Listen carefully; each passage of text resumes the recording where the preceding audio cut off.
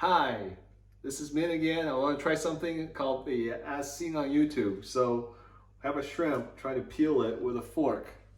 So they're supposed to be really quick and easy. You just stick the fork and in there like this and see if it works.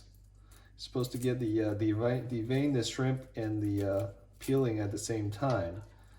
So yep, it's pretty quick. Let's try another one. Here we go. You stick it in there, like so.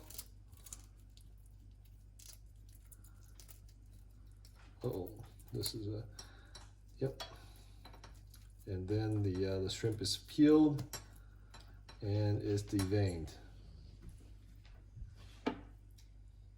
Yep. Okay.